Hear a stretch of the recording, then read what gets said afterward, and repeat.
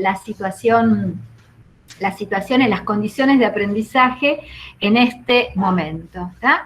Y a ver, lo que sí quiero decirles y comentarles es que todas estas son reflexiones así, de último momento, digo, no son ideas que tengo o que he ido compartiendo durante tiempo, amasando, modificando, sino que son de estos últimos 6 meses, o sea, todo está en revisión, y si el conocimiento es provisorio, esto es ultra recontra provisorio, y son las cuestiones que he ido pensando y reflexionando en este tiempo, ¿tá? O sea, no es bueno, algo que yo establezca, sino, bueno, algo que está en permanente movimiento y que quizás la semana que viene cambiaría seguramente cuestiones de las que voy a decirles.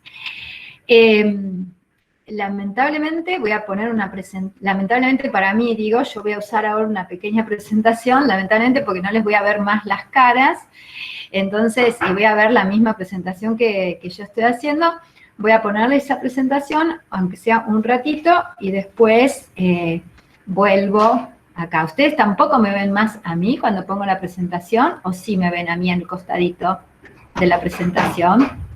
¿La niña? No sé. Al costadito, al costado creo que se ve, me parece que sí, sí. Bueno. No te vemos. Bueno. A ver, ¿qué voy a compartir? No. A ver.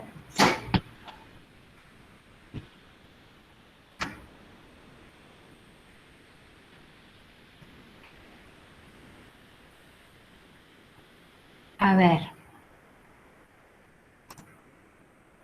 Ahora sí, acá está. Bien. Bueno, ahora sí ven. ¿Ven la presentación? Sí, ahí se está presentando. Bueno. Ahí la vemos. Ahí la vemos. Bien, bueno. Listo. Entonces ya sé que la ven y que me escuchan bien también. Díganme las dos cosas, si me escuchan bien. Te escuchamos bien y te vemos también. Ah, me ven también. Bueno, qué suerte que tienen. Yo no veo nada. Solo veo la presentación. Bueno, muy bien. Entonces, decía que vamos a pensar las condiciones en relación al aprendizaje escolar en estos tiempos, a ver, en estos tiempos que tienen que ver con esto que llamamos pandemia, ¿tá? Y, a ver, lo que voy a, en principio es esto que yo les decía, voy a trabajar con un recorte, ¿tá? Con un recorte. A ver, acá quiero empezar a ubicar que hacer un recorte es ya hacer una intervención.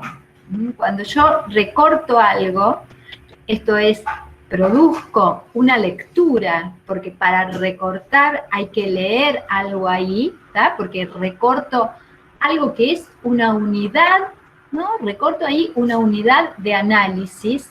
Todo recorte es una unidad de análisis. O sea, una unidad de análisis quiere decir una unidad en la cual todas las dimensiones que pensamos que tienen que ver con la situación de aprendizaje que estamos contemplando están presentes.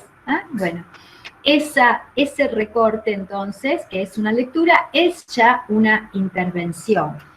Es una intervención que implica un trabajo intelectual. Es decir, ese trabajo tiene que ver con producir ahí una novedad. La lectura, la producción del recorte tiene que ver con una lectura, y esa lectura es una interpretación. Lo que no estoy haciendo es aplicar conocimientos previos sobre algo nuevo, no estoy haciendo ese trabajo, ¿tá?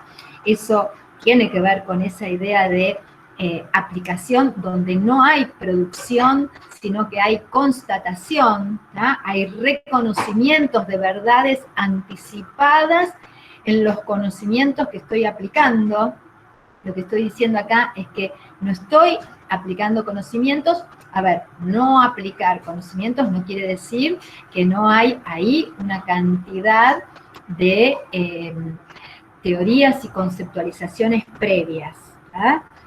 Y ahora después vamos a hablar de eso, y es más, yo voy a ir señalando en cada punto donde se ponen en juego ideas y conceptos precisos y específicos. Entonces, no se trata de buscar, ¿tá?, algo que está anticipado, ¿no?, sino que esto que yo llamo producir un recorte, ¿no?, tiene que ver con un modo de lazo con el otro, ¿tá?, con un modo de lazo con el otro y con una escucha. Escuchar es una posición, implica una posición muy activa, ¿tá? No hay nada más activo que simplemente escuchar, ¿sí? La escucha no tiene nada que ver con lo pasivo, no es una escucha perezosa, ¿tá? Es una escucha activa, ¿no? Por eso digo que es una intervención. Bien, a esta aventura es que las y los invito. Y el recorte va a ser de Juan, que tiene 8 años y que está en 3er grado. De este niñito, consulta su familia, su mamá, su papá, porque dicen no quiere conectarse, se desconecta, ¿no? Esto es lo que en este momento está preocupando a la escuela transmite esta preocupación a los papás, y al papá y la mamá, están ambos preocupados, y con estas, ¿no?, con estas palabras, con estas frases, es que la mamá y el papá de Juan realizan esta consulta, ¿no? No quiere conectarse, se desconecta. Cuando lo conozco a Juan, con Zoom mediante, Juan dice esto que está ahí escrito, dice, ¿qué es eso de ver las caras en la computadora? ¿No? Pero su frase empieza con indignación, pero termina angustiado, ¿no? Empieza, ¿qué es eso?, ¿no? Y termina de ver, haciendo pucheros, de ver las caras en la computadora, ¿no? Así, con lágrimas, ¿no? En ese momento aparece ahí en la pantalla la mamá, ¿tá?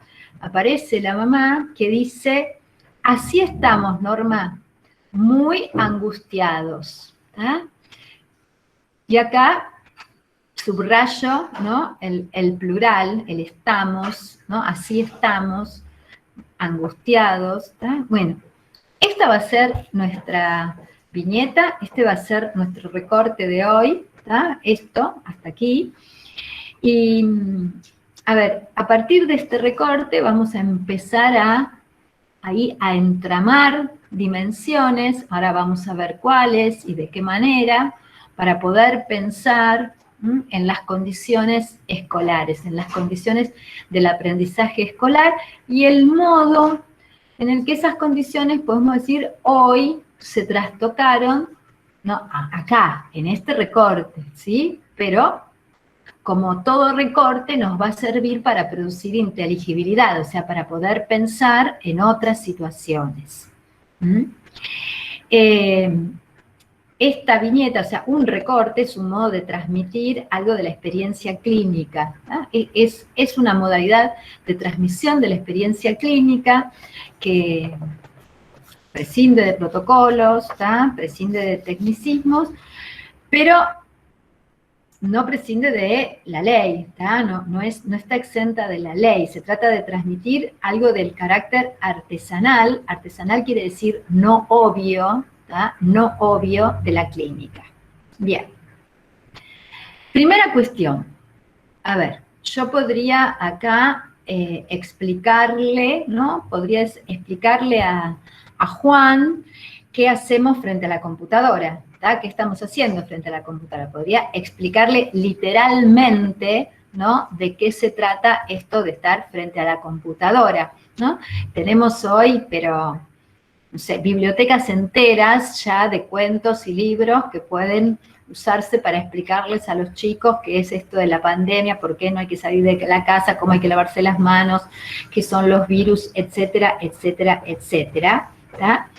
O sea, podría tomar su pregunta literalmente y explicarle qué hacemos, y podría tranquilizar a la mamá, ¿no? Diciéndole cosas tales como, bueno, todos los chicos están angustiados y también los adultos y estamos todos enojados y es lógico y bla, y bla, y bla, ¿tá? O sea, podría responder ahí con información y con sentido común. Entonces, la primera pregunta que acá vamos a ubicar es, ¿qué hace que hay una respuesta, ¿no? Que la respuesta que damos sea una intervención psicopedagógica y no una afirmación que podría darle una tía o una amiga de la mamá bien informada y con buena intención. ¿Qué hace que la respuesta sea una intervención psicopedagógica?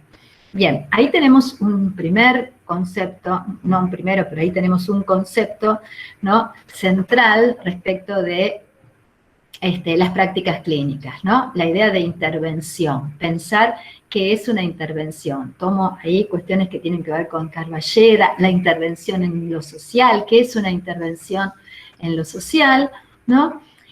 Y la pregunta acá, y es una pregunta que esta intervención que después vamos a pensar tiene que ver no solo, de ninguna manera, solo con el niño, sino con el niño, con la familia y con la escuela, ¿tá? Y ahí pensar la cuestión de la enseñanza y de los contenidos escolares y lo que ha pasado con la escuela en este tiempo. Bueno, hay una intervención si hay una demanda, ¿no? Ahí tenemos otra idea central a trabajar, ¿no?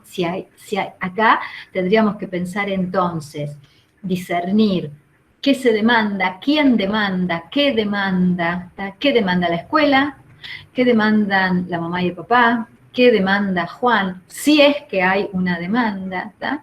Y claramente esta idea, o sea, este concepto, el concepto de demanda, ¿no? La idea de demanda, la noción de demanda no tiene nada que ver con eso que se llama motivo de consulta, ¿tá? Que tiene que ver ahí con lo manifiesto. La segunda cuestión que quiero puntuar es que la respuesta que demos será una intervención, en tanto voy a interpretar, voy a leer eso que está ocurriendo desde determinada posición profesional.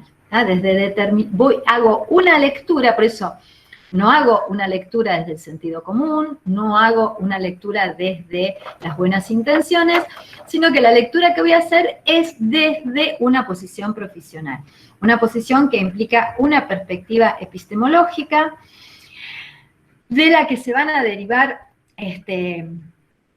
perspectivas teóricas, ¿sí? O sea, va a haber perspectivas teóricas que van a ser compatibles con esa perspectiva epistemológica, ¿no? De esas conceptualizaciones se derivan metodologías, ¿tá? Que se van instrumentando a partir de ciertos procedimientos técnicos, que vendría a ser lo último, ¿no? a definir o a definir.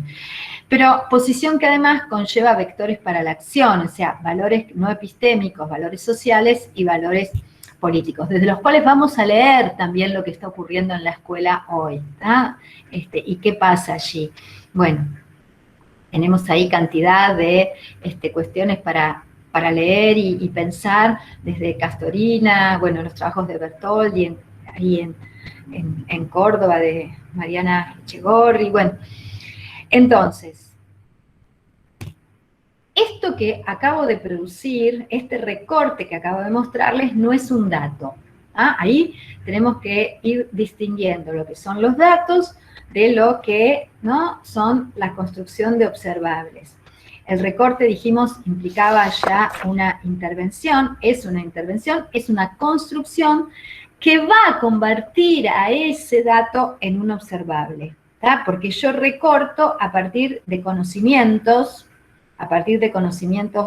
validados, pero no solo de conocimientos, sino de la conjunción de esos conocimientos, ¿no? De la conjunción de esos conocimientos y de su reformulación al interior de las prácticas profesionales en el campo de la psicopedagogía, ¿tá?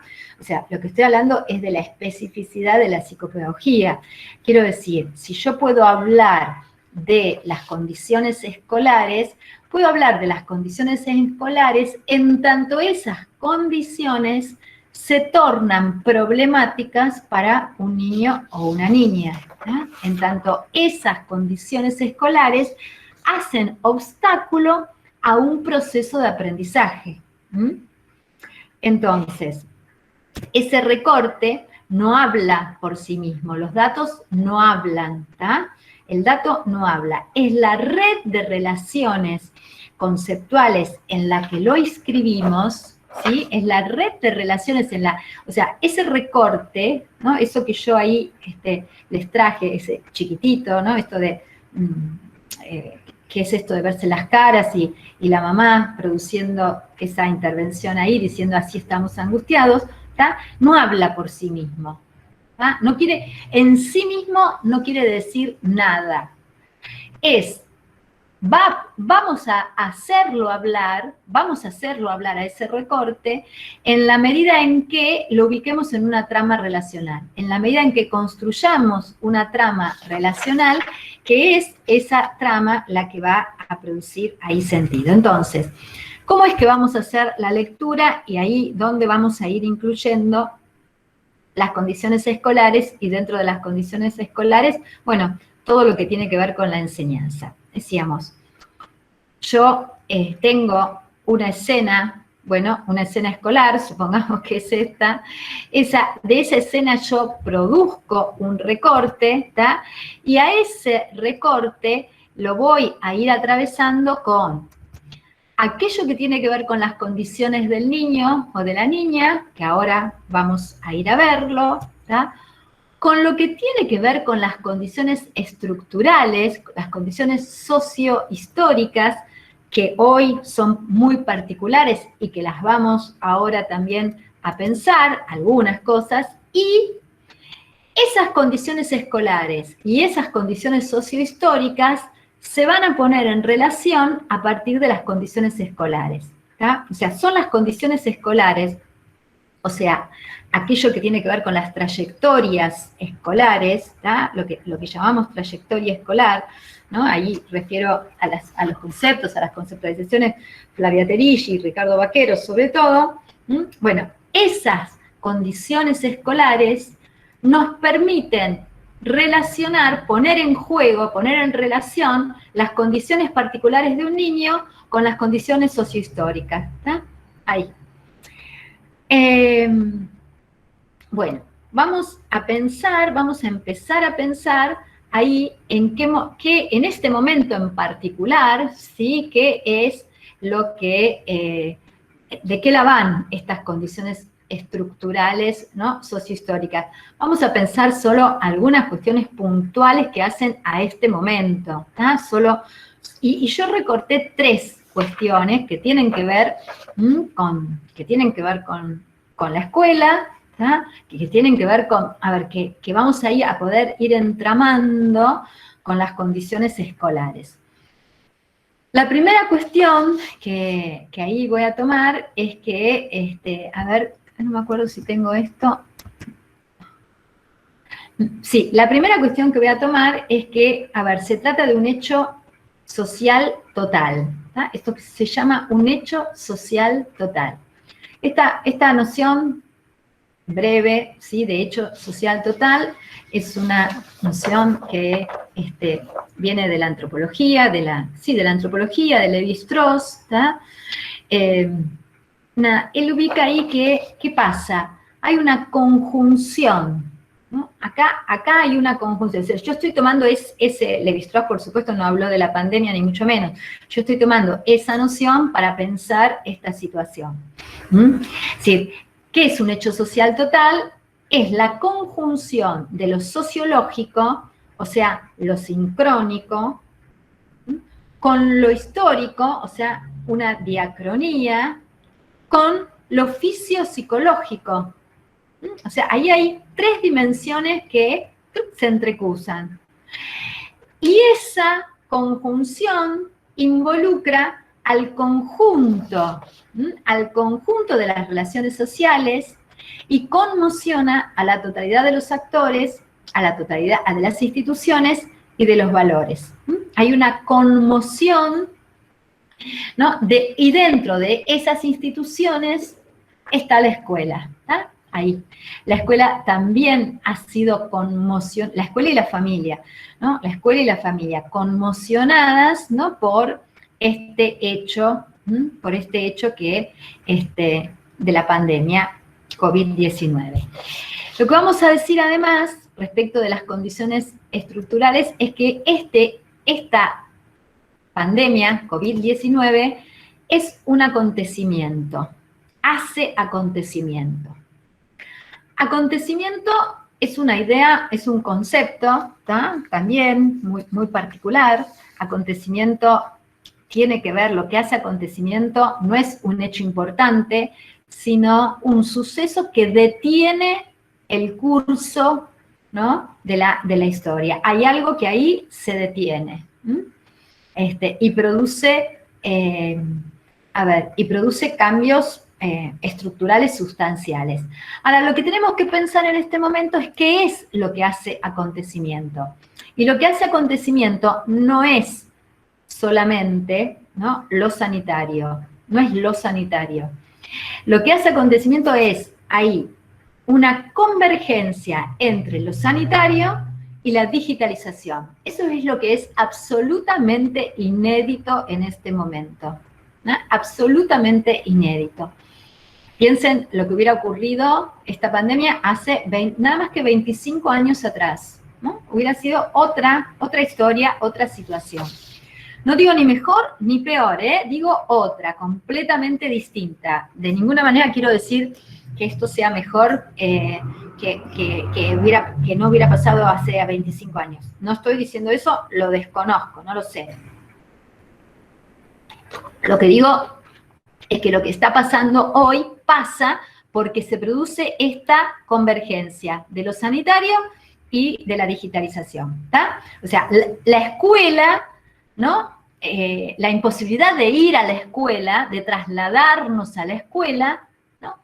Nos encuentra en un momento en el que es posible digitalizar, o al menos intentar digitalizar, la enseñanza y el aprendizaje. Hay un intento de eso, después pensaremos si fue posible o no es posible.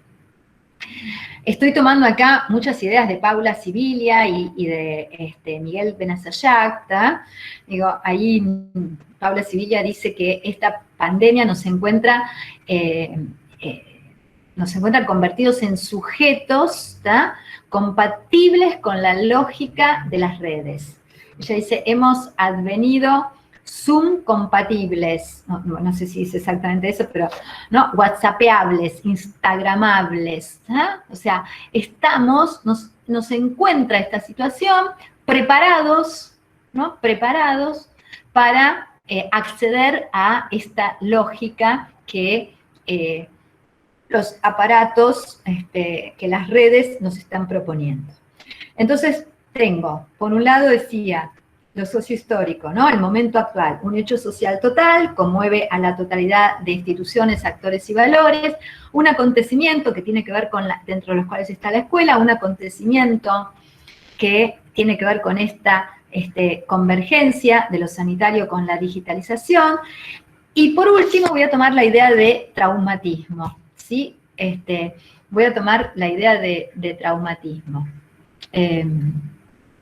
A ver, acá, de lo traumático. Bueno, lo traumático es aquello que no encuentra ligazón, ¿tá? Acá, si quieren profundizar el tema, pueden ir a cantidad de textos e investigaciones de Sylvia Bleichmar, que ha trabajado justamente en relación a lo traumático, sobre todo a partir del terremoto creo que fue en el 80 y pico, de México. ¿Tá? Bueno, lo traumático es aquello que no encuentra ligazón. Ligazón quiere decir que no puede simbolizarse, ¿tá? Que no encuentra el modo de representarse. Ahora, la simbolización se constituye ¿a partir de qué? A partir de los sistemas de representación que la cultura ofrece, fundamentalmente a través de la escuela. O sea, la escuela es una gigantesca productora de recursos simbólicos para velar lo traumático. Entonces acá tenemos una conjunción también en la que lo traumático adviene con una escuela, digamos, al menos trastocada, con una escuela tocada en su corazón, ¿no? Es decir, una escuela en donde aquello que hace a su cotidianidad se ha visto, ¿no? ha estallado de alguna manera. El traumatismo es una vivencia, a ver, que en un muy breve plazo, en un muy breve plazo produce un exceso, ¿no? Hay un exceso de estímulo, ¿no? Que no puede ser tramitado por las vías usuales del sujeto. ¿tá? O sea, el sujeto no está preparado para esa situación y entonces esa situación deviene traumática. Ahora, eso que deviene traumático a partir de un estímulo externo no es idéntico para todos los sujetos, no es lo mismo para todos. ¿tá? Porque eso que deviene traumático justamente tiene que ver con que se activa algo en el aparato psíquico, ¿tá? Del orden del traumatismo. Hay algo que se activa, pero que es anterior. Entonces, lo que quiero decir es que el estímulo externo, pandemia, COVID-19, no determina un efecto psíquico. El efecto psíquico es siempre singular para cada sujeto. ¿tá? Entonces, tenemos el estímulo externo, que es el mismo para todos, supongamos, esto habría que discutirlo, yo no estoy tan segura que sea el mismo para todos, que sea equivalente según las condiciones sociales de cada uno, pero supongamos que hay algo semejante en ese estímulo externo, pero también está lo que precipita en cada sujeto. O sea, la excitación que desencadena es singular, es en cada uno. Y ahí la escuela desconoce qué es lo que se está precipitando en cada uno de los sujetos. ¿no? Desconoce absolutamente qué es lo que se está precipitando. Vamos a pasar ahora a pensar las condiciones escolares. Las condiciones escolares, vamos a ubicar acá, ¿no? Vamos a ubicar en principio las condiciones de la escuela, ¿no? de este niño. Es una escuela que tiene una propuesta constructivista. Es una escuela centrada absolutamente en los procesos. Es una escuela que valora los procesos antes que los resultados. Es una escuela en donde entonces las representaciones de cada uno de esos niños y niñas, en tanto alumnos y alumnas, tiene que ver con los procesos que realizan en términos de interacciones grupales y de construcción social del conocimiento. Es una escuela que está centrada, ¿no? que tiene como eje la construcción social del conocimiento. Es una escuela en donde los valores centrales son los de el aprendizaje colaborativo, el aprendizaje cooperativo. Es una escuela que tiene una larga trayectoria en inclusión, en pensar la inclusión, no en declamar la inclusión, sino en pensar, ¿no? Y en producir producir conocimientos, digo, respecto de la inclusión. Pensada ahí tal cual, diríamos, o tal cual no sé, pero bueno, por el lado en el que piensa ahí, o lo que nos trae Mérieux, ¿no? Como una articulación entre una propuesta común, ¿no? Y modos singulares de apropiación. ¿Ah? O sea, no es una escuela que piensa la inclusión como hacerle un proyecto pedagógico individual a un niño, hacerle adecuaciones curriculares, ponerle una maestra integradora. No. Lo que piensa permanentemente es cómo articular una propuesta común con modos de apropiación singulares. ¿Ah? Y es una escuela que podríamos decir que,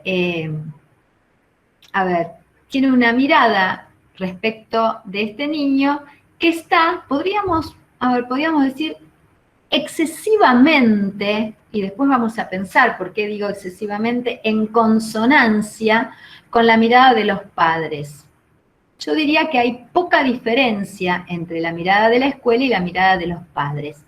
Y eso hace que las dos miradas no se dialecticen, ¿no? O sea, que no haya ahí una dialectización en relación a esas miradas. Ahora bien, ¿qué es lo que ocurre? Pandemia. Aparecen todas estas, así, pedidos, clases por WhatsApp, mandar actividades, chicos que no se pueden conectar, clases por televisión, ¿no? Y todas las plataformas, cuadernillos, continuidad pedagógica mediante, ¿tá? Y la escuela queda desarticulada, o sea, las condiciones escolares que yo acabo de mencionarles, que eran las condiciones escolares en las cuales Juan había hecho su escolaridad desde la sala de 3 hasta este comienzo de tercer grado, o sea, primero y segundo, esas condiciones escolares se desarticulan en este momento a partir de este acontecimiento pandemia. Este acontecimiento pandemia que dijimos, ¿no? En conjunción con la posibilidad de ser compatibles con la lógica de la digitalización, ¿no? Por eso tan rápido fueron apareciendo todas estas posibilidades. ¿Y eso qué hizo? Eso hizo que la escuela perdiera el rumbo. O sea, la escuela, cuando llegó hecho social total, conmueve a la totalidad de las instituciones, conmueve los valores, conmueve a los actores, la escuela pierde, ¿no? Pierde sus puntos de referencia. Y cuando pierde sus puntos de referencia, ¿qué es lo que hace? Bueno, va a eso, ¿no? O produce eso que llamamos pedagogía por defecto. La pedagogía por defecto, que es un concepto que también pueden ir ahí, buscarlo, es un concepto muy específico, desarrollado por Ricardo Vaquero, por Flavia Terilli, ¿no? Digo, tiene que ver con qué, tiene que ver, ¿vieron cuando la computadora dice, uno compra una computadora o un celular y le dice, bueno, ¿quiere la programación avanzada o la que viene de fábrica? ¿No? Bueno, eso sería la pedagogía por defecto, ¿no? La pedagogía que viene de fábrica, ¿no? Es esa pedagogía que es eso que, eso que tiene que ver, bueno, la escuela es presencial, ¿no? Todos hacen lo mismo al mismo tiempo, los chicos se agrupan por edad, los conocimientos están descontextualizados, la evaluación es individual, ¿no? Hay supuestos sobre la crianza, hay expectativas sobre alumno típico, ¿no? Y hay secuencias unificadas que generan ahí aprendizajes similares, ¿no? Bueno, esto que llamamos así saber pedagógico por defecto, ¿no?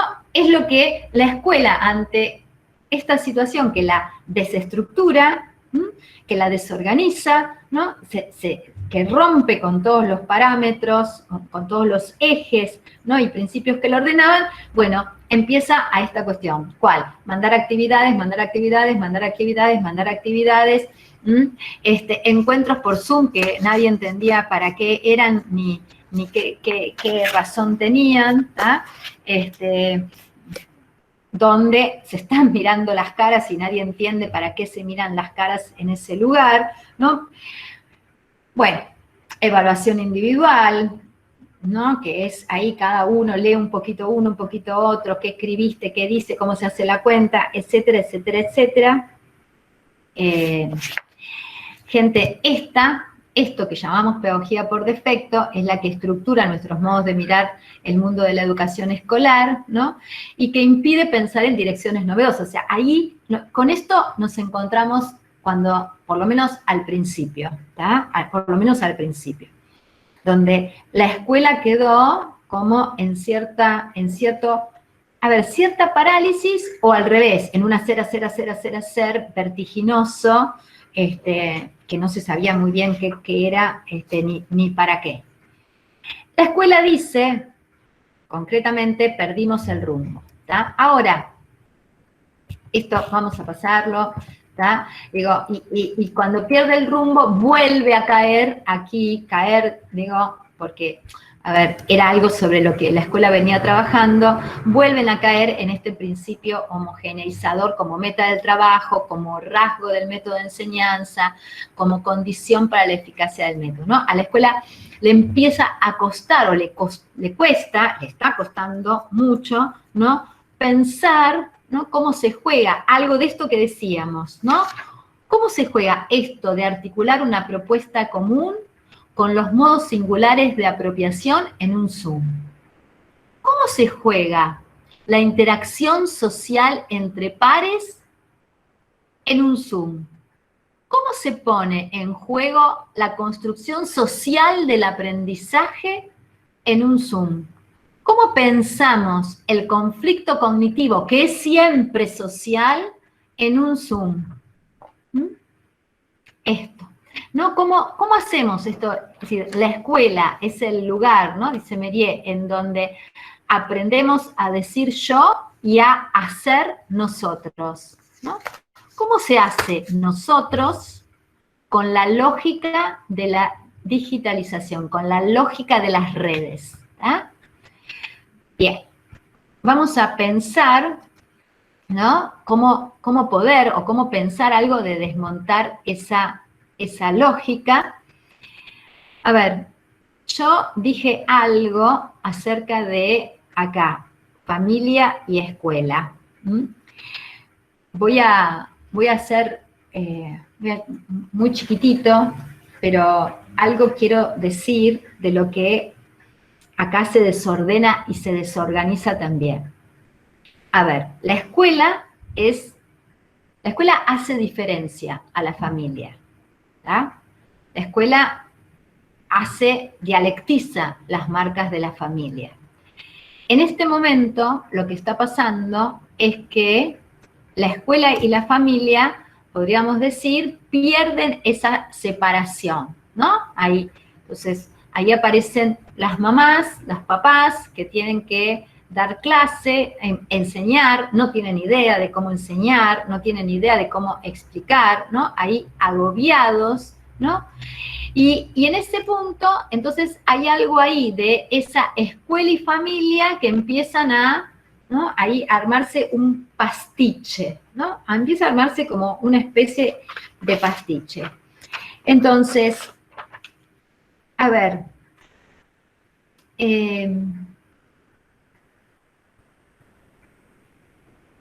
cuando un niño va a la escuela, ¿no? Justamente lo que ocurre es que va a un espacio extrafamiliar, a un espacio fuera de la familia, ¿no? Y un espacio que lo proyecta hacia algo que tiene que ver ahí con el futuro, a partir de las marcas que esa familia inscribió, ¿no? A partir de esas marcas. Ahora, lo que está ocurriendo es que esas marcas a ver, esas marcas se ponen en juego adentro de la escuela y es casi como una puesta a prueba, diríamos, ¿no? Esas marcas familiares se ponen a prueba en la escuela. Yo les decía que en la escuela de Juan, en relación a la escuela de Juan, esa puesta a prueba fue de algún modo relativa, porque la perspectiva y la mirada de la escuela era una mirada muy en consonancia con la trama familiar, con la mirada familiar, ¿tá? Una mirada, podríamos decir, a ver, benevolente, benévola, una mirada benévola, ¿tá? Benévola quiero decir de buena voluntad, ¿tá? De buena voluntad y de trabajo, no de palmadita en la espalda, no una mirada condescendiente, no una mirada tolerante, ¿no? Pero sí una mirada ahí, ¿no? De mucha buena voluntad hacia sus dificultades, hacia sus errores, hacia sus imposibilidades. Ahora, la escuela tiene sus propios modos de velar las diferencias. Esos propios modos, diferentes de los modos familiares, que no vamos ahora a trabajar esa diferencia, ¿está? Pero la familia tiene como ciertas cuestiones, hay ahí unas cuestiones fantasmáticas que permiten velar las diferencias, ¿está? Bueno, es como, a mí me pasaba lo mismo, sí, le cuesta mucho leer, pero mirá qué inteligente cómo juega al fútbol o cómo juega al jueguito de Fortnite, o las cosas que le interesan, se acuerda de todo, no se acuerda de las tablas, pero sí se acuerda qué comimos ayer a la tarde, ¿no? La familia tiene cuestiones ahí fantasmáticas para velar las diferencias, y la escuela tiene todo un aparato ideológico para velar las diferencias, todo un aparato ideológico, digo, la idea de inclusión, ¿no? La idea de el derecho a una educación de calidad, ¿no? Es decir, eligen los derechos, la educación inclusiva, la inclusión educativa, bueno, todo eso permite velar las diferencias. Ahora, todo eso cayó, ¿está? Todo eso se estalló en este momento, ¿no? Todo eso estalló. Entonces, nos encontramos con esta situación ahora problemática. Pero vamos a ubicar ahora antes, ¿sí? Antes de pensar ahí la intervención, muy rápido voy a ir, porque no nos vamos a detener en las condiciones de Juan. Solamente voy a decir que se trata, de un niño que nació prematuro, con riesgo de vida, conectado a respirador, que tiene una epilepsia, tiene crisis generalizadas, tiene una distonía palpebral. ¿Sí? Es un niño que,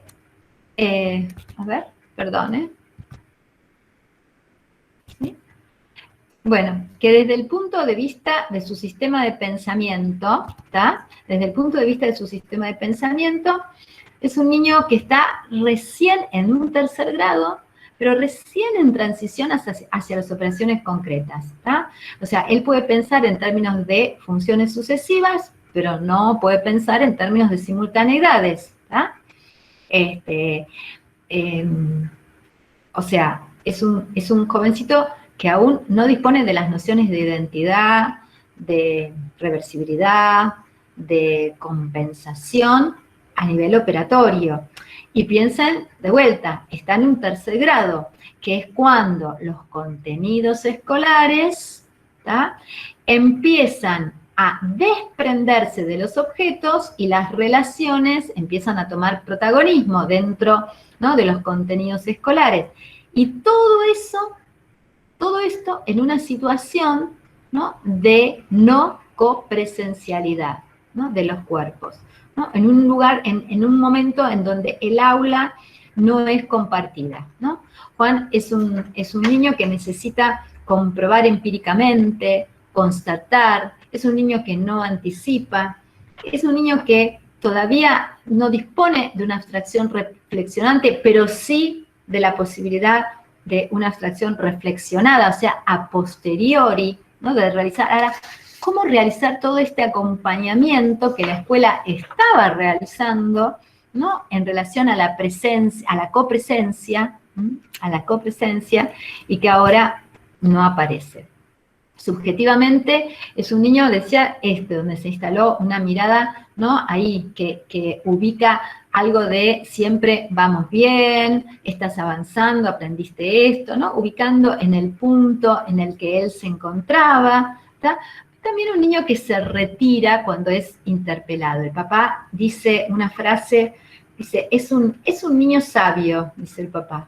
Siempre sabe hasta dónde, ¿no? Nunca se excede, ¿no? Es decir, es un niño muy precavido, podríamos decir.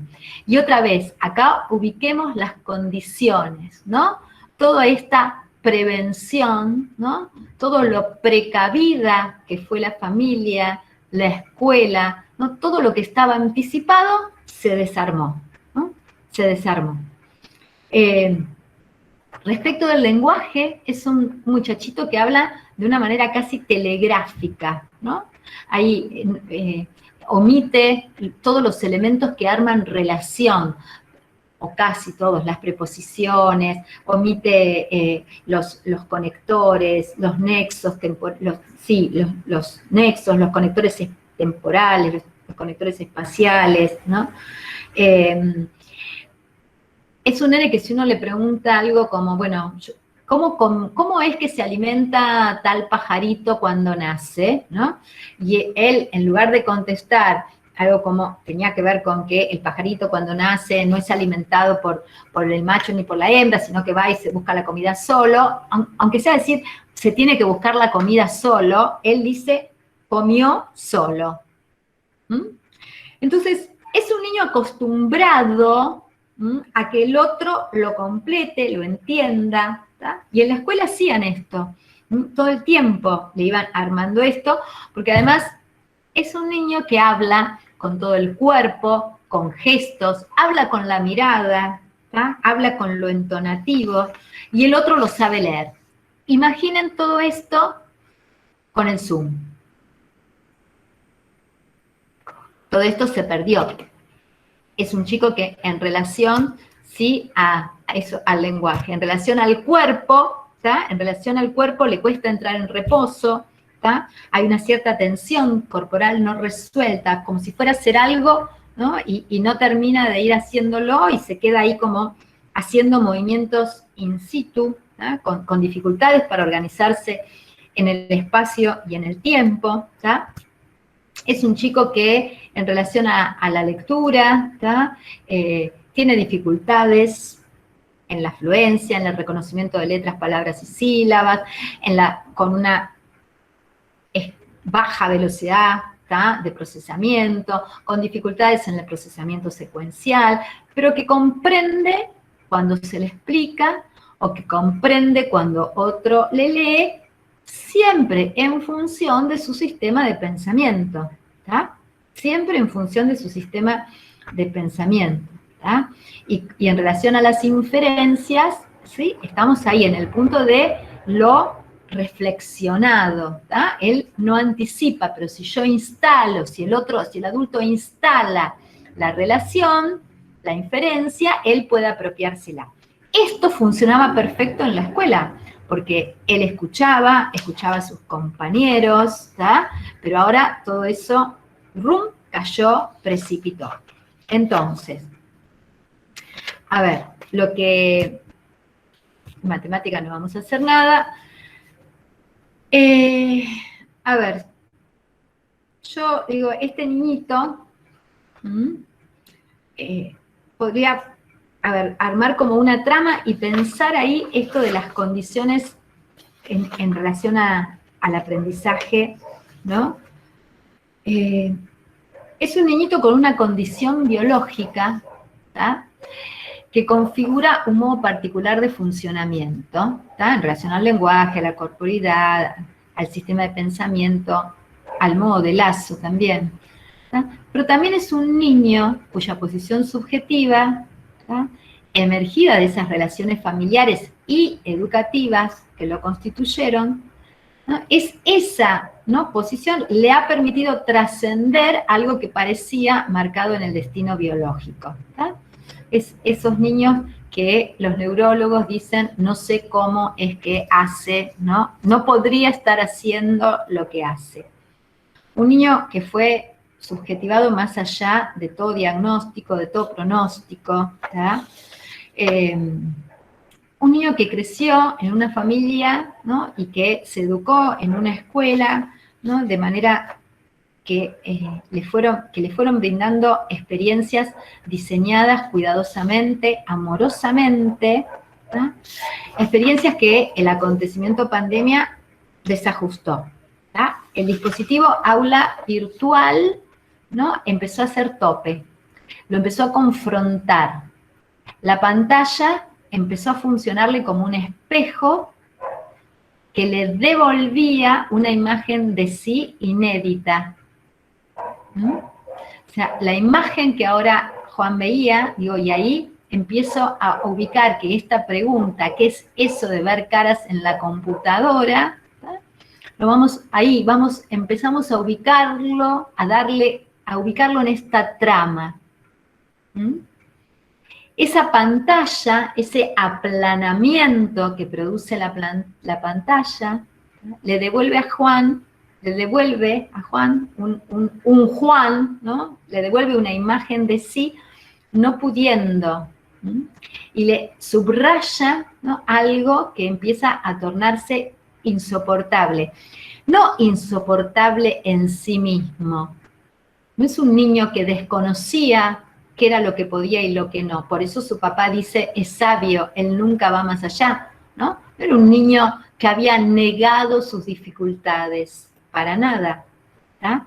Pero sí, ¿no? Lo que ocurre, lo que tiene esto de insoportable es que remite, ¿tá? Cuando hablamos de lo traumático, bueno, remite a lo traumático, ¿no? Ahí de sus primeros momentos de la vida, ¿está? Ahí todo ese miedo, angustia, dolor, dudas, incertidumbres, ¿no? Que aparecieron o que se arremolinaron en los primeros tiempos de la vida de Juan, retornan. Todo esto retorna cuando lo ven que no puede responder a lo que la escuela está pidiendo, ¿no? O sea, hay ahí un trauma que se resignifica a partir de estas nuevas condiciones históricas, ¿no? Que ahí están incidiendo en este momento en la vida de Juan, de la escuela, pero también de la familia, ¿tá? La pantalla, gente, y esto tiene que ver con las condiciones escolares, las condiciones de aprendizaje, la pantalla, no tenemos una mirada, tenemos la imagen de una mirada, ¿tá? Tenemos la imagen de una mirada. Y tenemos una voz que está transformada, deformada por el dispositivo.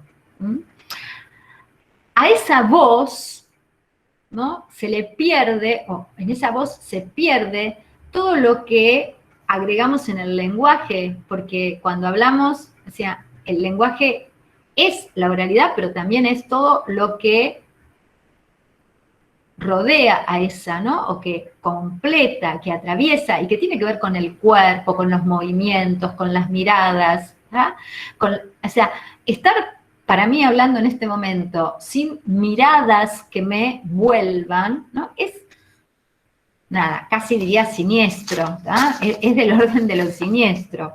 Digo, bien, entonces tenemos imagen de la mirada, tenemos una voz transformada que además no permite, digo, en los dispositivos digitales no permiten eso que ocurre en el aula, ¿no? O eso que ocurre en el aula desde el nivel inicial hasta los posgrados. Digo, eso que es que las palabras se arremolinan, se chocan, se enamoran y producen algo nuevo, ¿no? Aquí hay que hablar uno, otro, otro, otro, otro, ¿no? Esa superposición de voces es imposible, ¿no? En el aula, en los espacios donde hay copresencia de los cuerpos, eso ocurre permanentemente, ¿no? Entonces, tenemos la imagen de la mirada, la voz que está transformada, las voces que no se enriedan, no se enamoran, no se chocan, no se confrontan, y el cuerpo que queda del otro lado, ¿no? El cuerpo queda del otro lado de la pantalla.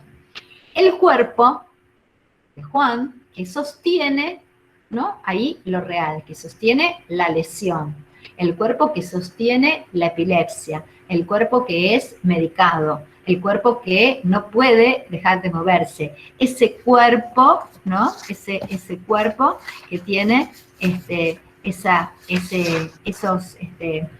esos, ¿cómo se llama? Esos movimientos palpebrales, ¿tá?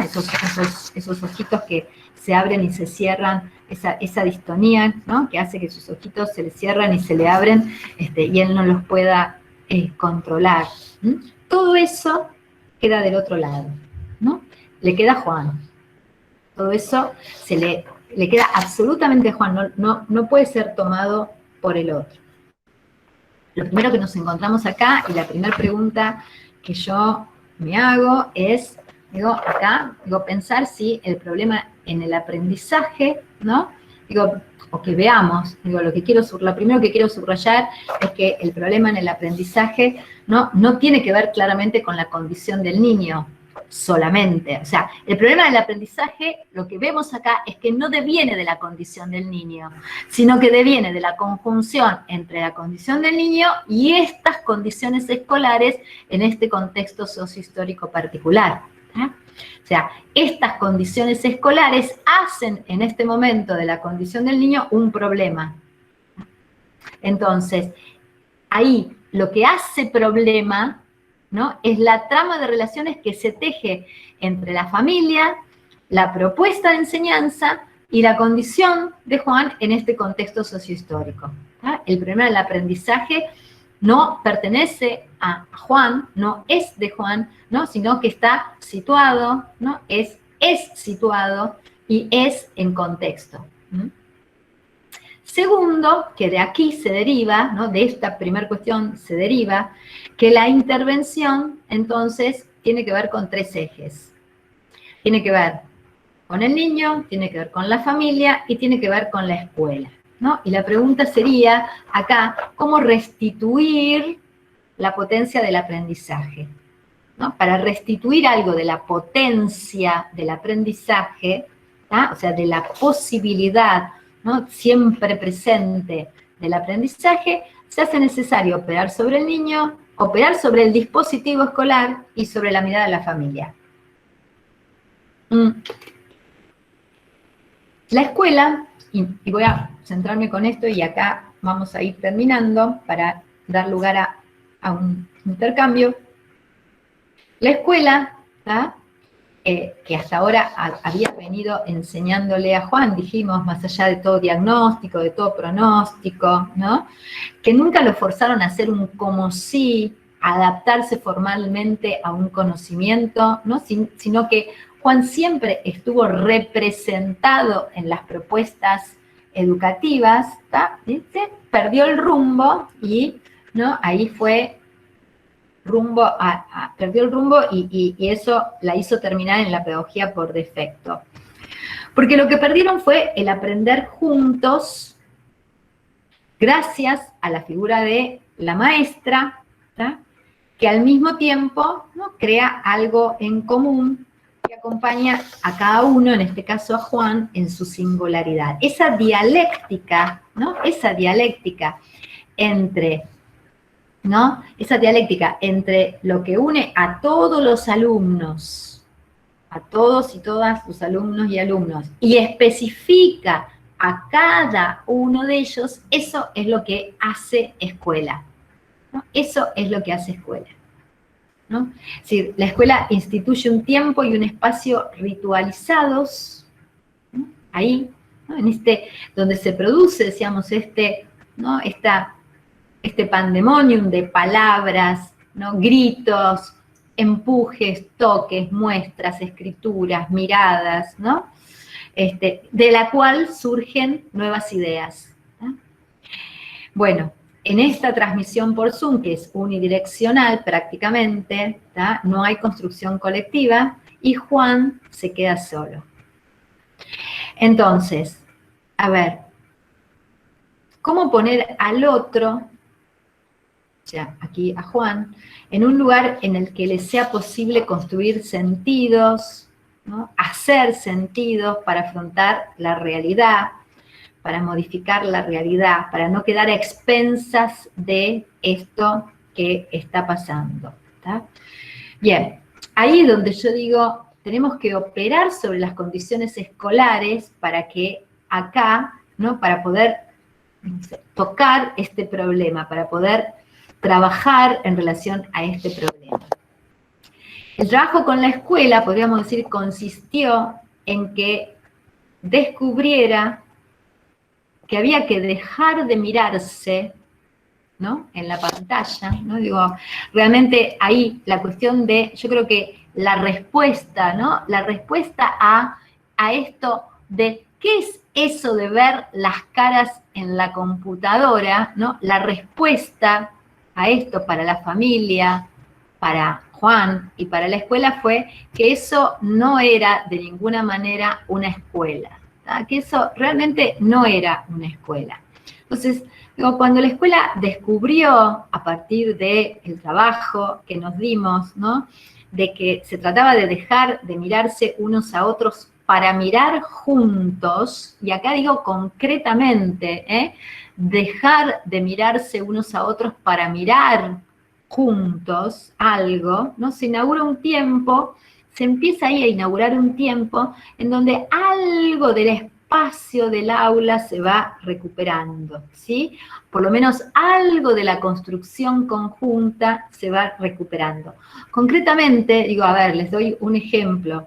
La maestra empieza a proponer actividades del tipo, bueno, yo les voy a poner un video de animales y ustedes tienen que escribir en el chat los nombres, descubrir dónde están los animales o cómo se llaman los animales que ven, todos los que vean, y poner los nombres de los animales en el chat, ¿tá?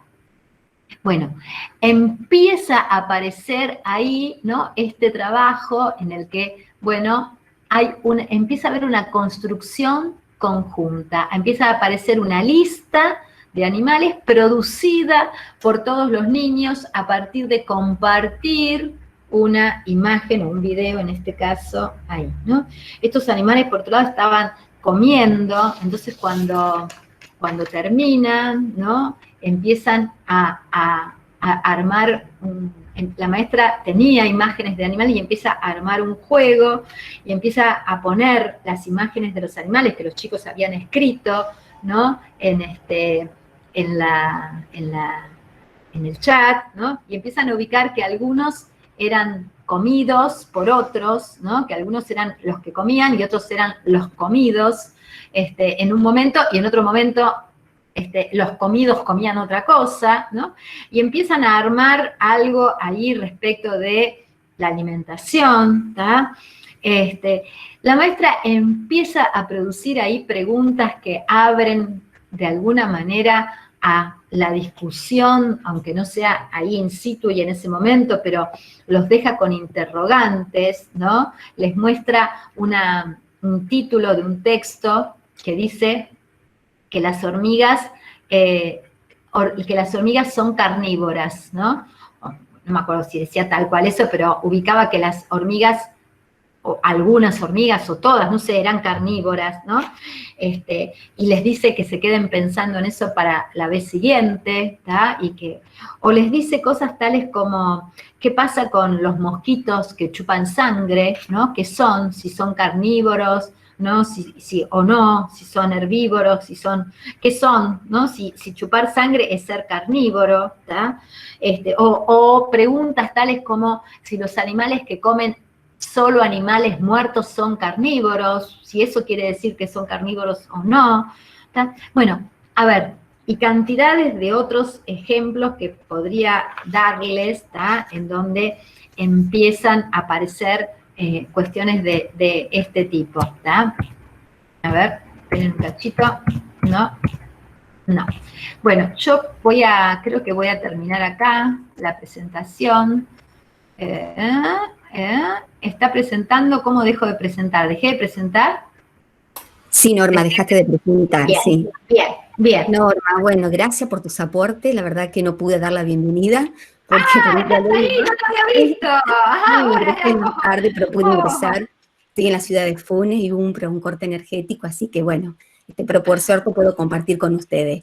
Vos sabés, Norma, que escuchándote, la experiencia que compartí acá con la mayoría que son estudiantes y profesores de la universidad, pensaba en el título, que eran los nuevos modos de aprender en los contextos actuales, y pensaba que desde la psicopedagogía tenemos la responsabilidad ética de construir conocimiento acerca de estos nuevos modos de aprender que nos trae este tiempo de pandemia.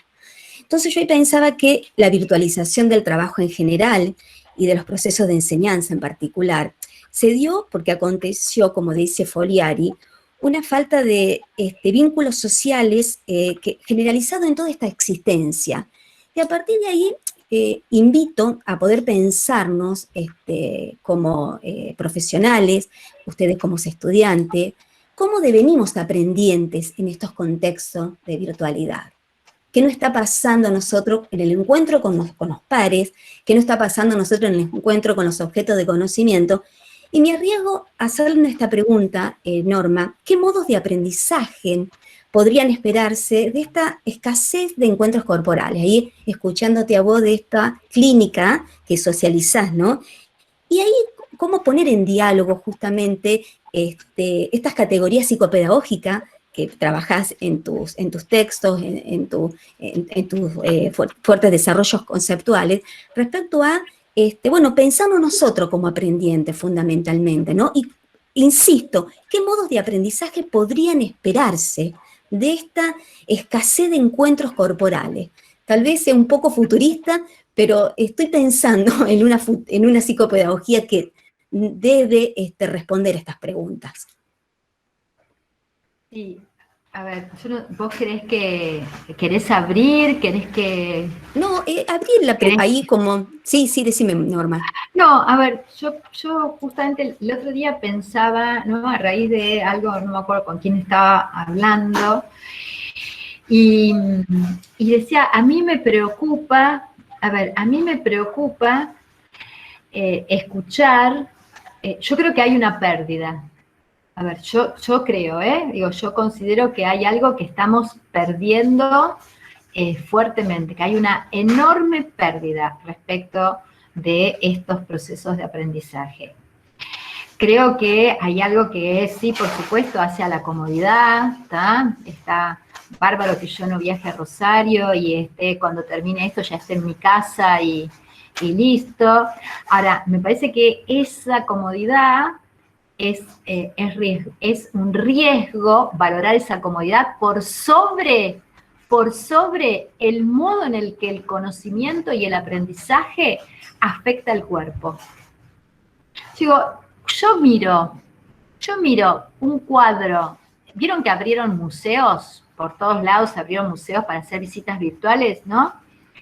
Y, a ver, para mí, visitar o ver un cuadro acá, online, la verdad es que me puede resultar una experiencia interesante, por decir algo, interesante, pero no me afecta, no me toca. Es decir, yo la primera vez que vi, no sé, que viajé y vi Las Meninas de Velázquez, o vi el Guernica, o digo, a ver, sinceramente, se me cayeron lágrimas, ¿tá? Me conmovió, y lo estoy diciendo en este momento, y vuelvo a registrar en mi cuerpo algo. Entonces, creo que un aprendizaje y un proceso de aprendizaje que no pase por el cuerpo, que esté basado en imágenes, produce consecuencias, creo, ¿eh? Yo dije al principio, ojo, vos no estabas, todo esto provisorio, pero creo que tiene consecuencias muy fuertes en relación a la subjetividad. A ver, me parece que hay algo desubjetivante en este modo de encuentro. En este modo de encuentro sin mate, sin transpiraciones, sin olores, sin la molestia de que sonó un celular, sin los ruidos de los que se levantan, eso de estar, ¿no? El otro día un niño me dice, viste que, porque la maestra nos mutea, ¿no? Y bueno, y ahora están ahí, ¿no? Yo miro así, están todos muteados, ¿no?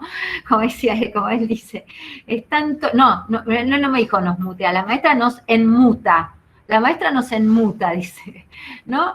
Es decir, bueno, a ver, esto que ocurre, ¿no? Digo, tenemos que extrañar eso para mí, Alejandra. Tenemos que extrañar el celular que suena, las galletitas que salen, las migas que se caen, el mate que se chorreó, el que bosteza, el que está inquieto, el que está atento y te mira y hace como algún gesto y te devuelve. Y vos podés ver, a ver, yo miro las miradas y las miradas no me miran, porque las miradas están mirando, no sé, una imagen mía, pero no me están mirando a mí. Entonces yo no me veo en esas miradas. Y hay algo respecto de el proceso de aprendizaje es una construcción. El aprendizaje es social, no es individual, no se aprende en la cabeza. No aprendo en mi cabeza, aprendo en el encuentro con el otro y me apropio después de eso. Pero es en un encuentro, es en una construcción social con otros. Es con otros. Entonces, yo ahí, Alejandra, estoy preocupada porque no escucho lo que quisiera, el extrañar fuerte que quisiera escuchar en general. Mira, Norma, acá una de las estudiantes dice, Mariana, entusiasmo y mirada cómplice, ¿dónde quedan frente a la pantalla? Claro. A ver, exactamente, ¿dónde está eso que... ¡Sí, lo encontré! ¡Día 4! ¿Sí? Eso, ¿dónde está eso? Porque este niñito se precipita y se desconecta, literalmente se desconecta, porque no está en la mirada de los otros pares en las cuales él se puede mirar y esas presencias lo ordenan. Esa mirada de la maestra que le devuelve es por acá, hacia allá, mira por aquí, hace con esto, ¿no? Y se precipita y cae, por suerte, ¿no? Porque podría verse, hay quienes se sobreadaptaron a todo esto. Por suerte pasó todo esto y pudimos como repensar esta situación y lo que estaba ocurriendo. Pero yo creo que esta cosa que yo decía, bueno, esta pandemia nos agarra, como nos agarra en un momento en el que hemos devenido sujetos compatibles con la lógica de las redes. Digo, creo que una de las cuestiones centrales es que hay que pensar cómo usar los dispositivos transgresoramente.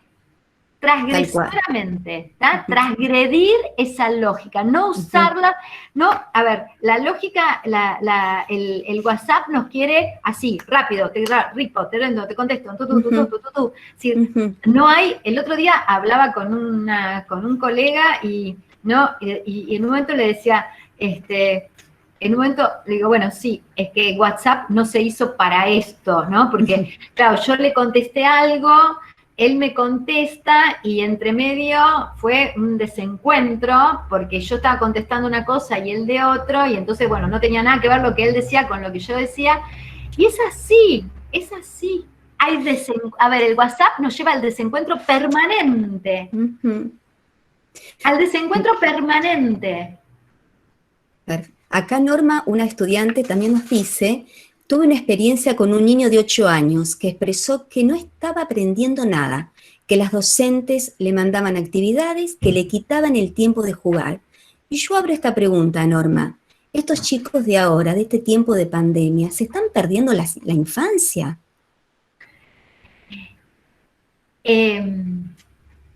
A ver, yo no diría que se están perdiendo la infancia, Y tampoco, Alejandra, a ver, generalizaría de ese modo.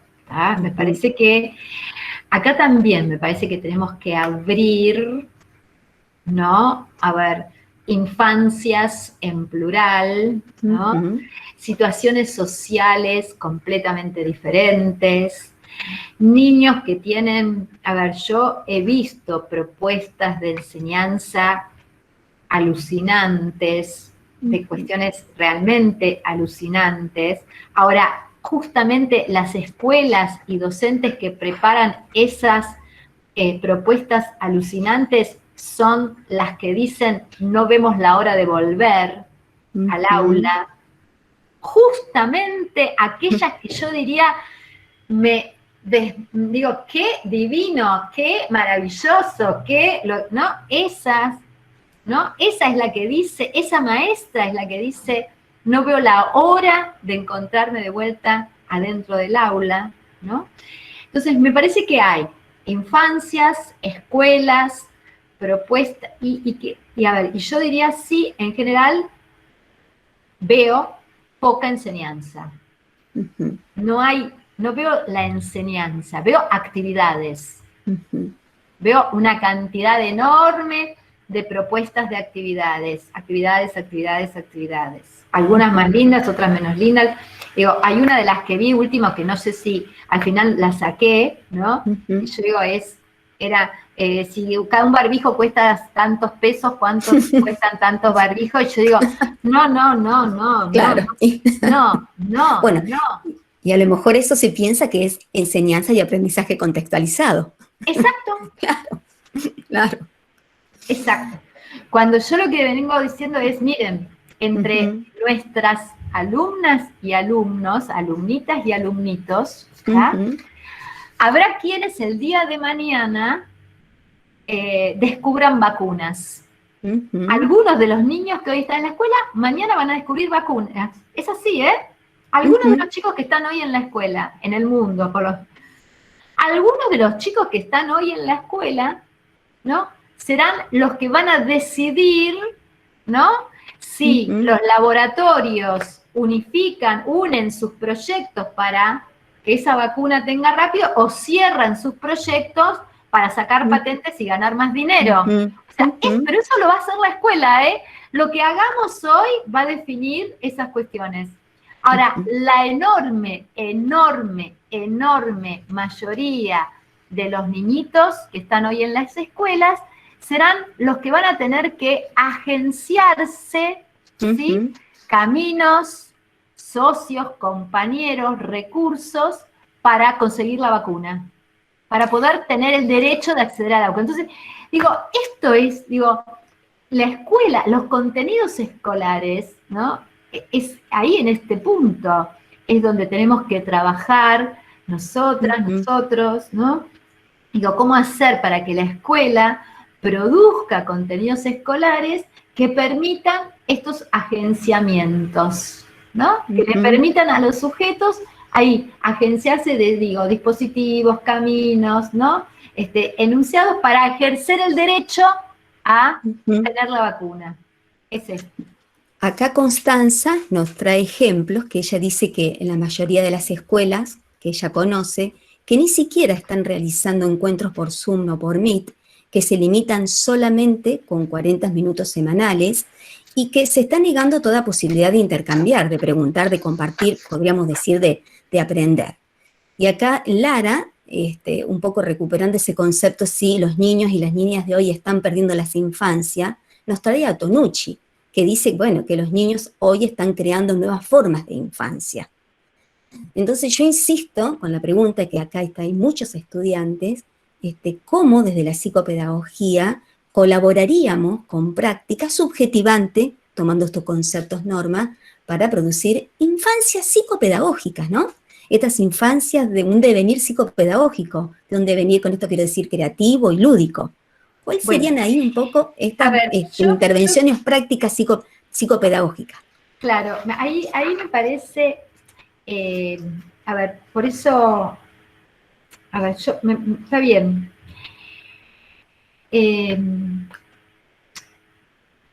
Creo que, ahí me parece que es interesante tomar la idea de, a ver, de lo que tiene que ver ahí con pensar el juego como productor de infancia, ¿no? Es decir, el juego, es decir, ¿vieron esa idea de que es niño porque juega? No es que juegan porque son niños, ¿no? El juego es un productor, el juego produce infancia. Ahora, ahí lo que tenemos que hacer es cómo nosotras podemos trabajar, pensar y ayudar ahí a pensar el juego no como una actividad separada de eso que la escuela llama el trabajo, ¿no? Trabajar o jugar, ¿no? Es decir, pierdo, ahí recién alguien decía de un niñito, bueno, yo tengo que jugar y no tengo que perder el tiempo con estas tareas, ¿no? Digo, ¿cómo introducir la dimensión lúdica en el aprendizaje? ¿No? Huizinga tiene esta idea ahí de que, a ver, lo lúdico es una dimensión presente en toda actividad humana, ¿no? Foukelman es quien, bueno, toma esta cuestión de que el juego es productor de infancia, ¿no? No juegan porque son niños porque juegan. Entonces, ¿cómo reintroducir, no? Y digo reintroducir, ¿por qué? Porque la escuela clásica era una escuela que estaba ligada a lo lúdico, ¿no? De hecho,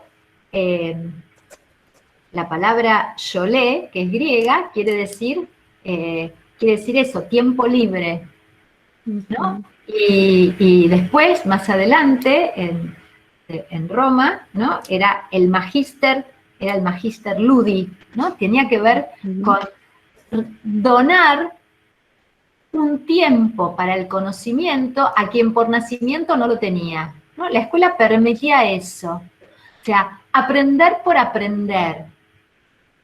Hacer cuentas por hacer cuentas, escribir números por escribir números, leer por leer, ¿no? Eso es la escuela, ¿no? O sea, la escuela quitaba el apremio de la vida, separar la escuela de la productividad. Eso era la escuela clásica. Lo que pasó fue que la modernidad, ¡rum!, incluyó ahí, precipitó todo lo que tiene que ver con la eficacia, la eficiencia, la rapidez, cuanto antes mejor, ¿no? Cuanto antes mejor. Entonces, 8 horas de colegio, inglés, computación, educación física, deportes, cuanto antes mejor y tiene que ser útil. La idea de que el conocimiento tiene que servir para algo trastornó la escuela, ¿no?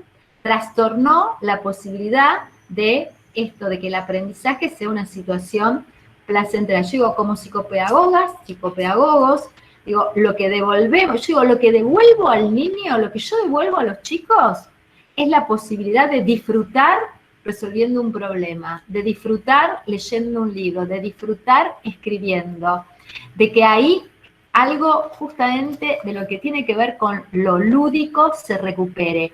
Por eso no es jugar o trabajar. Primero jugamos o primero trabajamos y después jugamos a algo como... No, digo, ahí lo lúdico presente, ¿no? En el aprendizaje, en el proceso mismo de aprendizaje, en el proceso mismo de construcción de conocimientos. Disfrutar del saber, disfrutar de la construcción del conocimiento. Me parece que eso es la psicopedagogía, Alejandra. Sí, me encanta. Sí, me encanta, Norma, esto que estás planteando entre esta vinculación entre lo que es la psicopedagogía, el juego y el aprender y la infancia. Entonces yo ahí lo que estoy planteando, bueno, estamos desde la universidad y desde una instancia de formación académica y profesional, acerca de la importancia del devenir psicopedagógico de las infancias. Hoy más que nunca, la psicopedagogía, las casas de formación, los centros de formación, tenemos que trabajar hoy en el devenir psicopedagógico de las infancias, en el devenir lúdico. Y me quedo pensando en Nietzsche cuando planteaba que el espíritu iba transformándose, ¿no? Que pasaba de ser camello, de la pesadez, de la carga, del sometimiento, de la no creatividad, a ser león, el intento de poder dejar sus marcas para devenir niño, ¿no? Y ese espíritu que ya no se restringe a una franja etaria, sino que constitutiva del humano. Podemos pensar entonces, más que nunca, ¿no? En este tiempo de crisis sanitaria, de mucha angustia para algunos de nosotros, para mí es un momento muy difícil también, cómo la psicopedagogía que se ocupa de un sujeto en situación de aprendizaje tiene que pensarlo porque el aprendizaje es un derecho, ¿sí? El aprendizaje es un derecho y es subjetivante. Sí. A ver, creo que ahí está la otra clave, Alejandra, cuando vos decís que es subjetivante, ¿no? Yo creo que ahí hay que producir algo del orden de la subjetivación, justamente. Cuando yo decía, bueno, la escuela es ese lugar en donde se articula lo común con los modos singulares de apropiación, ¿no? Justamente esos modos singulares de apropiación tienen que ver con la subjetivación de ese conocimiento. Porque la apropiación tiene que ver con eso, con construir un sentido propio. Apropiarse es apropiarse de los motivos, apropiarse de los sentidos. No me apropio de un bloque de conocimiento académico, me apropio del sentido de ese conocimiento. Y ese sentido es para mí. En este punto es una subjetivación, ¿no? Es esto. Con Juan, que yo en ese momento le contesté, le dije, digo, a ver, como yo digo, síntesis de todo esto que dije, y la verdad que tenía como para un buen rato más, digo, ¿dónde precipita la intervención? Precipita donde yo le contesto, tenés razón, Juan, esto es cualquier cosa menos una escuela, ¿no? Por eso ahí puse esa computadora que dice, esto no es una escuela. Tenés razón, Juan. Le dije, esto es cualquier cosa menos una escuela. Verse las caras es recontra aburrido. Le dije, oh, es horrible, es espantoso. Y como yo uso el Zoom, vieron que el Zoom uno puede girar la pantalla, entonces le empecé a hacer girar y yo me ponía de cabeza, iba de vuelta. Entonces él, que estaba ahí, se empieza a reír y me dice, ¿cómo haces? Entonces ahí le digo, mira, vos fíjate, a ver, ahí abajo hay un puntito, hay una camarita, vos tenés que ahí apretar, fíjate que se despliega, ahí, y dice, buscá donde dice, ¿no? Entonces empezó a leer a dónde decía tal cosa, bueno, lo encontró, lo pudo hacer, se empezó a reír, empezamos a investigar cómo funcionaba esa pantalla, y en un momento yo le dije algo así como, esos que se ven todas las caras, digo, eso son todos, yo digo, son todos zombies. Y él me dice, zombies. No, le digo, son zombies, le digo. Claro. Pero digo, son todos zombies. Entonces se ríe, ¿no? Entonces yo busco una imagen de un zombie, ¿no? Y le pongo zoom, le cambio ahí la palabra y le escribo zombie, en lugar de zombie. Entonces se mata de risa y empezamos a armar una historia de los zombies. Empezó a escribir y no quería cortar, ¿no? Claro. Digo, después de eso, cuando hablo con la mamá dice, no lo puedo creer, porque realmente en un momento le tuve que decir, Juan, hay un nene que me está esperando, porque aparte vieron que el Zoom te avisa que hay otra persona que se conectó, entonces, y están todos, yo digo, con el tema del Zoom, nadie llega tarde, están todos 5 minutos antes conectados.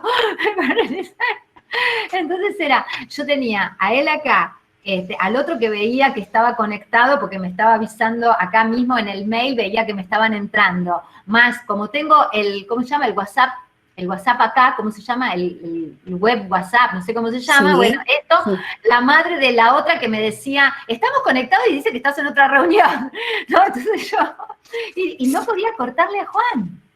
O sea, le tuve que decir, Juan, mira, me están esperando, la próxima vez seguimos.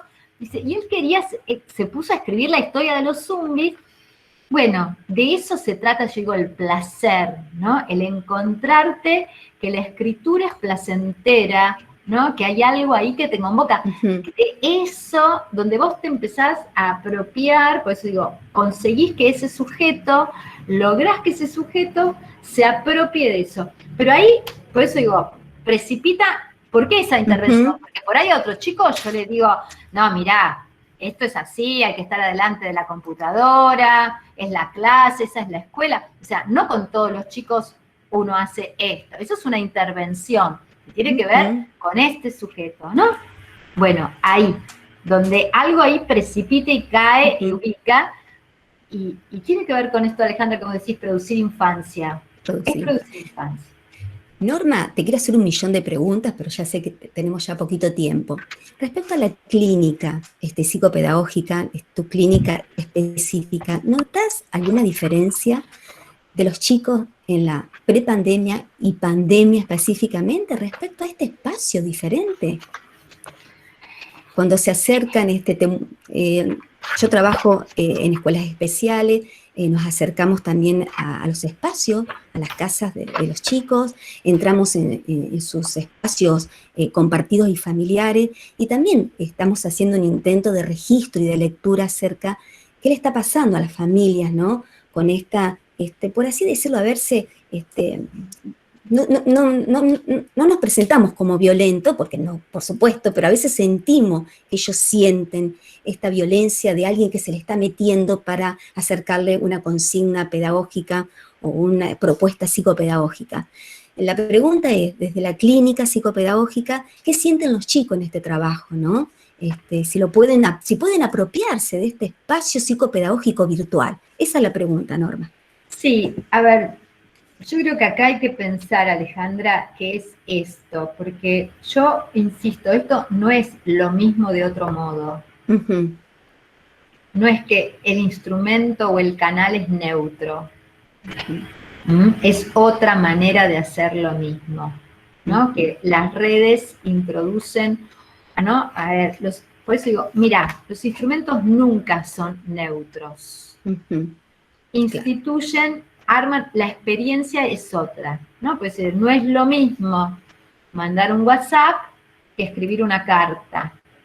No es lo mismo. Yo siempre cuento, digo que cuando yo era chica, vivía en el interior, ¿no? En el interior, acá cerca de Buenos Aires, a 80 kilómetros de Buenos Aires, ¿ya? Pero para llamar a Buenos Aires tenía que llamar a una operadora y preguntarle qué demora había para hablar con Buenos Aires. O sea, yo levantaba el teléfono, me atendía la operadora de donde yo vivía, de Campana, y la operadora, y yo le decía, ¿qué demora hay para Buenos Aires? Y la operadora a veces me decía, hoy ya no vas a poder hablar porque hay mucha demora. ¿Querés que te ponga para mañana? ¿Está? O sea, no podía, o sea, esa experiencia del tiempo, de la planificación, de la espera, ¿no? Esto que yo les decía recién, yo estoy con un niño y la mamá me está diciendo que están en el Zoom, el otro me está diciendo que hace 15 minutos que está esperando, ¿no? Digo, es una experiencia completamente distinta, nos atraviesa de otra manera. No, a ver, otra vez, yo no quiero decir mejor ni peor, ni es que me ponga nostálgica, ¿no? No es la cuestión de todo tiempo pasado fue mejor, no, no. Lo que quiero ubicar es que es otra experiencia, Alejandra. O sea, no es lo mismo la copresencia de los cuerpos, no es lo mismo la posibilidad de tocar al otro, de poner una mano, ¿no? De acompañar a una biblioteca y buscar juntos un libro, de mirarnos las caras, de vernos, de compartir miradas, ¿tá? No es lo mismo la intimidad del espacio del consultorio, ¿no? Este es un espacio en donde en el mejor, pero ultra de los casos, un niño puede estar en una habitación con una puerta cerrada y tener algo de intimidad, en el mejorcísimo de los casos, pero en la mayor parte de los casos está ahí, la mamá pasa por atrás, el papá por el costado, el hermanito viene a mirar, ¿no? Entonces, Digo, uno tiene que armar algo completamente distinto, donde es, vamos incluyendo, no hacemos como, yo no hago como que todos esos no están, los incluyo. ¿No? Le digo, bueno, si estoy con Cecilia y aparece Oli, le digo, ¿qué tal, Oli? ¿Estás aburrida vos? ¿Querés jugar con nosotras? ¿Nos ayudás con esto que estamos haciendo? Le digo, la incluyo, ¿tá? O yo sé que, a ver, la veo a una que está, que yo le digo algo y hace así. Y después me contesta. Y le vuelvo a decir algo y hace. Y después me contesta. Entonces, empiezo a decir, bueno, preguntale a tu mamá, le digo. A ver, preguntale a tu mamá qué dice de tal cosa. A ver, entonces la incluyo, los voy incluyendo. O sea, es un espacio, ¿no? En donde hay algo ahí de la presencia de esos otros que están en vivo, ahí en directo, en relación a un chico, que hay que incluirlos. Entonces, el espacio es otra cosa, ¿tá? Yo lo que vengo viendo que en el espacio, que los chicos están buscando cosas concretas para hacer, ¿no? Quieren, a veces me están esperando, hay uno que jamás, de los jamases, cuando venía al consultorio, y ahora, unas horas antes, me empieza a mandar hojas de cosas que tiene que hacer, por ejemplo, ¿no? Me manda, no sé, el otro día me mandó unas preguntas del Martín Fierro, el otro día me mandó, no, es decir, yo me doy cuenta que lo que quieren es, bueno, como ordenar el espacio, ¿no? Como necesitan ponerle un borde, no hay paredes. Justamente ese texto, ¿no? Que de Paula Sivilla, que se llama Redes o Paredes, o Redes y Paredes, no me acuerdo. Bueno, o sea, las redes no tienen límite. Digo, nos ponemos acá y estamos mirando y podemos, el mundo, ¿no? Supuestamente el mundo. No, la experiencia del consultorio es esto, es lo que tenemos acá. Por lo menos, además yo tengo computadora en el consultorio, pero la computadora la tengo instalada, ¿saben dónde? En la cocina. O sea, si hay que hacer algo, la tengo ahí armada, está puesta, como es una cocina que no se cocina, está toda linda, hermosa, con su digo, nunca tiene ni olores ni platos sucios, pero tenemos que ir, vamos, y los chicos tienen esto, es decir, vamos a buscar, ¿no? Claramente está ubicado que hay que hacer, no es que tuk, tuk, tuk, tuk, 18, tuk, tuk, tuk, tuk, ¿no? En 1934, no. Tenemos que hacer un trabajo, ir hasta allá, trasladarnos, ubicar la pregunta que vamos a hacer o lo que vamos a buscar, y después con eso volver al espacio del escritorio a ver qué hacemos con eso. ¿Eh? Norma, una de las últimas preguntitas, porque ya estamos acá a minutitos de hacer el cierre. Teriche dice que la casa no es la escuela. Teriche dice, hoy más que nunca las trayectorias escolares son heterogéneas, variables y contingentes. La pregunta es la siguiente. Nosotros necesitamos sí o sí hoy, para los procesos de enseñanza-aprendizaje y para la clínica psicopedagógica, a los padres como referentes pedagógicos, porque son los mediadores. Fundamentalmente, estamos hablando en el contexto de la modalidad especial y podemos pensar en el nivel inicial y los primeros grados. Ahora, frente a esto, ¿cuál sería algunas sugerencias para poder construir con estos chicos y con los padres procesos de autonomía? Porque tampoco podemos estar todo el tiempo con los papás, ¿no? Tanto en la clínica psicopedagógica, en los espacios virtuales, porque los chicos también tienen que tener un espacio de autonomía propio, ¿no? Y de cierta intimidad. Me parece que la pregunta tiene que ver cómo abrimos este trabajo con los padres, ¿no? Porque por un lado los necesitamos, son nuestros referentes, nos tienen que acercar, sobre todo que los tienen que acercar a la computadora, a la pantalla, y por otro lado, ¿qué hacemos para que este deslizamiento, este corrimiento? La pregunta es cómo construir ese entre, ¿sí? Me parece... A ver, Alejandra, sí. Dos cosas. Una, por un lado, pensaba... que ahí hay que trabajar mucho la idea de autonomía, ¿tá? Creo que esto tenemos que pensarlo un montón.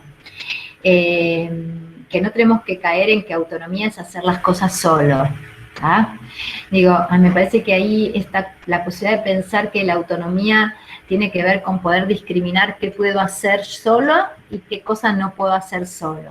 Uh-huh. La autonomía tiene que ver con saber qué hago con lo que no sé, Uh-huh. qué hacer con lo que no sé. Autonomía es saber qué es lo que no sé y qué es lo que no puedo y saber a quién pedirle ayuda. Eso es autonomía. Nadie puede hacer las cosas solo. Eso en primer lugar. Entonces, por un lado creo que para eso hay que empezar a discriminar esto. ¿Cuál es la ayuda que uno necesita, ¿no? Y que el otro necesita ahí. Poder ubicar qué es lo que puede hacer sin ayuda y qué cosas necesita ayuda y cuál ayuda necesita. Yo ahí vengo pensando, y sobre todo en relación a esto del Zoom, ¿no? O de la virtualidad, es cómo incluir en las actividades, en las propuestas, no instrucciones para los padres acerca de cómo hacer, sino creo que lo que hay que compartir con los padres son los propósitos. ¿Para qué estamos haciendo esto que hacemos? ¿No? ¿Para qué compartir los propósitos? No, porque una cosa es compartir, ¿no? La otra vez una mamá me decía, no puedo más, no entiendo la multiplicación. El otro día le puse todas las lentejas en la mesa para que contara, y yo decía, ay Dios, lentejas para que cuente, ¿viste? Yo decía, no. Entonces, bueno, mirá, por ahí podés, en lugar de lentejas, la tabla de pitagórica. Esa es una forma de pensar, esa es una vertiente, ¿está? O sea, ¿qué recursos le podemos dar a los padres? Eso es importante. ¿Qué recursos le podemos dar a los padres? Porque a la mamá le parecía fantástico contar lentejas. Decía, es la manera de aprender a multiplicar, contando lentejas de a 3, 3 más 3 más 3 y contar. Ahora, no es eso, sino entender el propósito que yo tengo cuando estoy enseñando lo que estoy enseñando. Porque si yo te digo, mira, estamos desarmando el número, pero no es para que él aprenda que el primero hay que poner 10, 10, 10, 10, 10, o es 100, 100, 100, 100. Si este dice 4, hay que poner 10, 10, 10, 10. Y si este, no, lo que yo pretendo es que vaya entendiendo que los números valen según la posición en la que están. No es que aprenda el procedimiento, mi propósito. No es que aprenda a poner acá 4 cienes, acá 3 dieces y acá 2 unos. Mi propósito es que él comprenda que el número, según donde está ubicado. Entonces, creo que hay algo de compartir los propósitos de la escuela, ¿tá? La escuela tiene que compartir con los padres el propósito de una enseñanza. No basta con ubicar ahí objetivos, o sea, respecto del niño. Los propósitos, ¿se entiende? Estoy haciendo la diferencia entre propósitos y objetivos, ¿no? Totalmente, sí. El objetivo es para ahí, el propósito es mío. Tengo que develar mis propósitos. Develarlos, compartirlos y consensuarlos, además. ¿No? Entonces, a mí me parece que en ese punto, ahí, por esa vía, María Alejandra, iríamos en el sentido de pensar en la autonomía, ¿tá? Porque creo, los padres se desesperan para que él ponga 100, 100, 100, 10, 10, 10, 1, 1, 1, y listo, ya está, lo logramos, ¿tá? Entonces, ahí entran en una cuestión de adiestramiento. El adiestramiento lo que produce es imposibilidad de autonomía. O sea, adiestramos a los pichichos, entonces el pichicho no puede hacer nada si yo no le digo, sentate, parate, atacá, ¿no? Nada. Entonces, justamente de lo que acá se trata es de que el sujeto pueda discernir. Entonces, para eso tengo que compartir los propósitos de lo que estoy haciendo. Tengo que compartir, que no se trata de que aprenda. Yo digo, ¿cuáles son las causas de la Revolución de Mayo? Y las repita, y las consecuencias y las repita. Se trata de que pueda pensar en términos de antecedentes y consecuentes para la vida en general. Ese es mi propósito. Que podré trabajarlo con la Revolución de Mayo, podré trabajarlo con lo que fuere, no importa, con cualquier hecho histórico, ¿no? Y que esto es lo importante, de poder pensar cómo se articula un hecho con el otro, y que esto lo pueden pensar en relación a las cosas de la vida, del barrio, de lo que salió en el diario, pero que no es que recite las causas y las consecuencias, pero hay que compartir, develar propósitos. Excelente, Norma, excelente, excelente la claridad conceptual acá. Úrsula dice, muy interesante tu aporte respecto a la autonomía. Y para ir cerrando, Norma, Mayra dice que la enseñanza y el aprendizaje para la psicopedagogía es anclar en la reflexión sobre la diversidad, donde ahí se deslizaría, y este es mi aporte, una psicopedagogía crítica, ¿sí? Mariana Ramos dice el arte del trabajo psicopedagógico, donde ahí se deslizaría una psicopedagogía estética, ¿no? Hablando del arte, de la configuración también de intervención y subjetivante. Y nos faltaría una mirada de una psicopedagogía política, ¿no? Y ahí la recupero cuando vos decís que toda herramienta, todo concepto, no es neutral, que tiene una intencionalidad. Entonces ahí veo la psicopedagogía en un contexto de lo político como de producción también, ¿no? Producción de subjetivante o producción de infancia, este devenir psicopedagógico de las infancias. Tal cual, Alejandra, porque por eso decía, a ver, los instrumentos no son neutros, no son neutros, ¿tá? Producen experiencias diferentes, ¿tá? Y por eso cuando empecé, cuando dije, bueno, la lectura, el recorte, ya es una intervención, porque lo que yo recorto, lo recorto desde una posición, ¿tá? Y esa posición incluye valores no epistémicos, que son sociales y políticos. Están, te guste o no te guste. Por supuesto que no estamos hablando de lo político partidario, ¿tá? Estamos hablando del poder, de cómo se ejerce el poder. La psicopedagogía puede ser el ejercicio de un poder. Puede devenir mero ejercicio de un poder. Puede venir mero ejercicio de un poder, ¿tá? Cuando yo sanciono, ubico sobre un niño, ¿no? Ahí una etiqueta y digo, es tal cosa, ¿tá? Ahí estoy ejerciendo un poder, ¿no? De subjetivante, claro.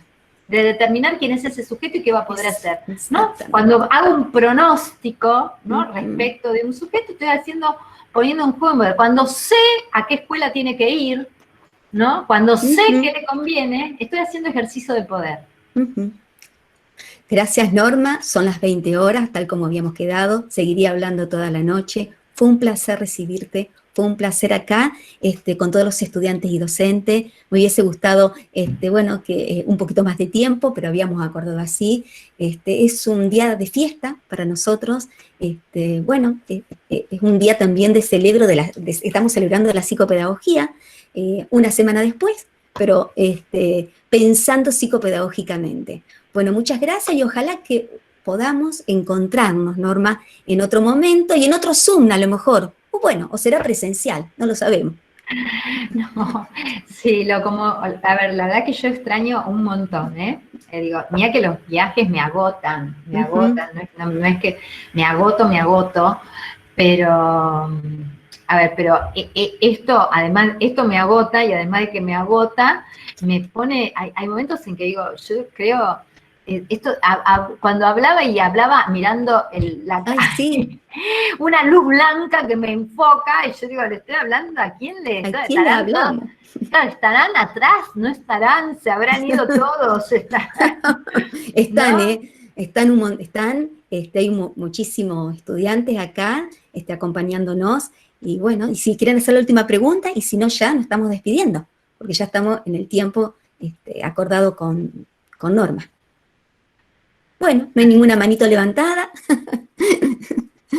Bueno, gracias. Gracias, porque la verdad es que yo cuando empecé decía, es un momento de ponernos a pensar, ¿no? Es decir, bueno, reflexionar, no ubicar certezas, ¿no? Sino, pero sí, no certezas, pero sí poder enunciar, verdades provisorias, pero poder enunciar, poder ubicar algo, no creo que para avanzar tampoco hay que regodearse en la pregunta. Me parece que hay que tenemos que ir haciendo afirmaciones, ¿tá? Ir haciendo afirmaciones, ¿tá? Bueno, muchísimas gracias, un placer Bueno, nuevamente. Un beso y gracias a vos por la invitación, a No. todas, a todos, un cariño y nos veremos prontito. Claro que sí, muchas gracias. Chao. Gracias a todos. Adiós. Adiós. Chao, chao. Qué suerte, Alejandra, que te volvió la luz. Ay, pero vos sabés que estaba desesperada, era de llamar permanentemente. Yo estoy a 30 kilómetros de la ciudad de Rosario. Ay, había una nena saludando. Ay, sí. Y la verdad es que hubo en la semana un transformador del aeropuerto, que ya habíamos tenido problemas la semana pasada. Hubo una tormenta muy fuerte hoy y bueno, tuvimos nuevamente problemas con ese transformador. Pero bueno, pude ingresar, así que por suerte. Bueno, buenas noches. Buenas noches, Norma. Un besito. Adiós.